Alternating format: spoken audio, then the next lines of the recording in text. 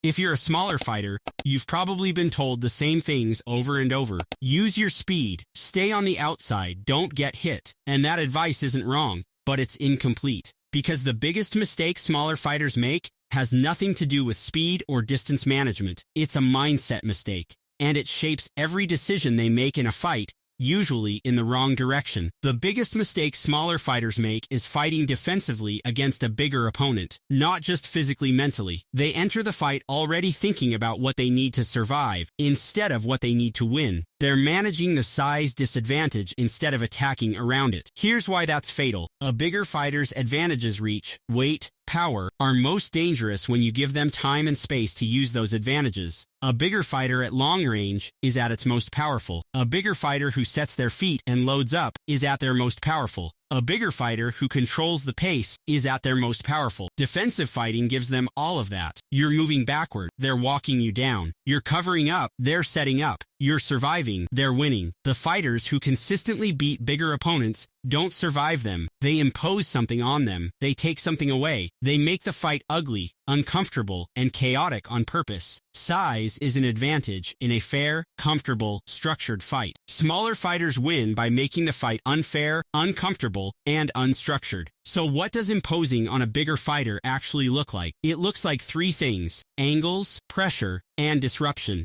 Angles over distance. Moving straight back against a bigger fighter is the worst option. They have longer reach and more forward momentum. They cover that straight back distance easily. You're running in the direction they're already moving. Moving at angles is different. Stepping off to the side, circling to the outside of their power hand, cutting angles after combinations. This takes you out of their line of fire while keeping you close enough to work. The goal is to be in range to hit them, while being out of range for them to hit back. Angles create that position. Backing up doesn't. Pressure over avoidance. This is the most counterintuitive one. The instinct against a bigger fighter is to keep distance, but distance is where their size advantage is greatest. At long range, their reach and power are fully available. At close range, neither of those things work as well. A bigger fighter can't generate full power in a tight phone booth. Their long limbs become a disadvantage in close. Their weight is harder to maneuver at close quarters. Their reach is irrelevant when you're already inside it. Pressure getting in, staying in, making them carry your weight in the clinch, working the body at close range takes away the tools that make them dangerous. It's not comfortable, but it's more dangerous for them than it is for you. Disruption over rhythm.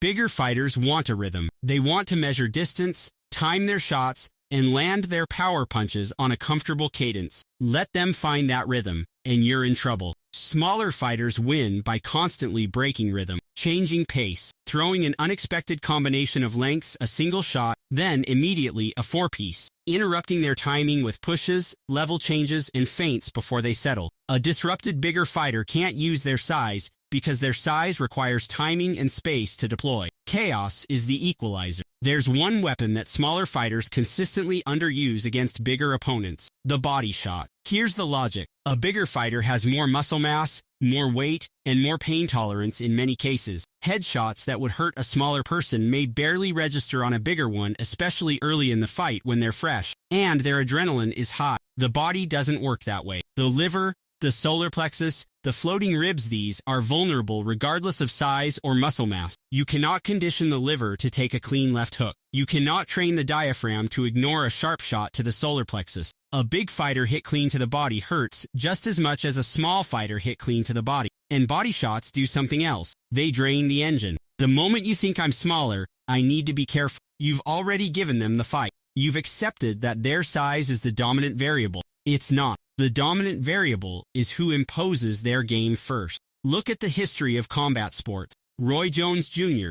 out-wrestled nobody, but imposed so completely that size became irrelevant. Demetrius Johnson, pound for pound, one of the best fighters ever, consistently made larger opponents look slow and one-dimensional. Anderson Silva walks smaller fighters into traps regardless of their physical attributes. None of these fighters were thinking about surviving. They were thinking about controlling. The mindset isn't how do I deal with his size, it's how do I make my game the only game being played. That shift changes everything. It changes your stance, your pace, your aggression level, your willingness to take a shot to land one. Defensive thinking produces defensive fighting. Imposing thinking produces pressure. 3 things to put into practice immediately. Angle drilling after every combination. After every combination you throw in shadowboxing and pad work, step off at 45 degrees left or right. Make it automatic. You should never be standing in the same spot after a combo. Clinch work every session. If you're smaller and you're not spending time in the clinch, you're leaving your best position untrained.